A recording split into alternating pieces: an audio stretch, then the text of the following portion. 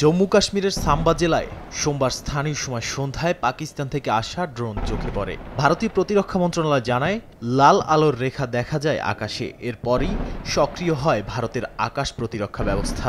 বিস্ফোরণের শব্দে কেঁপে ওঠে সাম্বা ও তার আশপাশের অঞ্চল।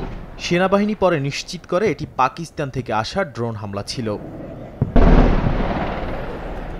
এর আগে পাকিস্তানের সঙ্গে বাণিজ্য নয়, সন্ত্রাসবাদ ও আজাদ কাশ্মীর নিয়ে কথা হবে বলে এক ভাষণে হুঁশিয়ারি দেন ভারতের প্রধানমন্ত্রী নরেন্দ্র মোদী। বলেন, পাকিস্তান যদি বাঁচতে চায় তবে সন্ত্রাসীদের অবকাঠামো ধ্বংস করতেই হবে। टेरर और टॉक एक साथ नहीं हो सकते। टेरर और ट्रेड एक साथ नहीं चल सकते और पानी और खून भी एक साथ नहीं बह सकता। मैं आज विश्व समुदाय को भी कहूंगा, हमारी घोषित नीति रही है,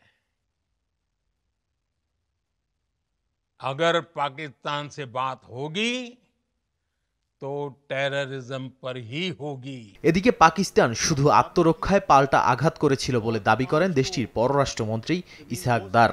স্থানীয় সময় সোমবার তিনি সিএনএনকে বলেন, পারমাণবিক অস্ত্র ব্যবহারের কথা তারা চিন্তাও করেনি। তবে ভারতের সাম্প্রতিক বিমান হামলা, বিশেষ করে রাওয়ালপিন্ডিতে আঘাতের পর বিষয়টি পারমাণবিক সংঘাতের দিকে যাচ্ছিল বলে জানিয়েছে যুক্তরাষ্ট্র। সোমবার হোয়াইট হাউসে প্রেস ব্রিফিং এর সময় মার্কিন প্রেসিডেন্ট ডোনাল্ড ট্রাম্প দাবি করেন, যুক্তরাষ্ট্রের হস্তক্ষেপে ভারত পাকিস্তানের মধ্যে সম্ভাব্য একটি ভয়াবহ পারমাণবিক যুদ্ধ থামানো সম্ভব হয়েছে। ট্রাম্প আরও জানান, সংঘাত থামাতে বাণিজ্য ছিল বড় হাতিয়ার।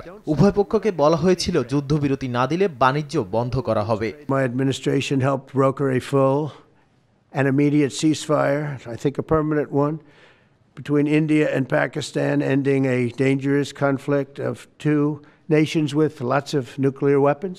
বিশ্লেষকরা বলছেন, যুদ্ধবিরতি কার্যকর হলেও নীতি বদলেছে। নতুন সমীকরণে দক্ষিণ এশিয়ায় স্থায়ী শান্তি আসবে কিনা তা এখনও অনিশ্চিত। নাদিম মারজান, সময় সংবাদ।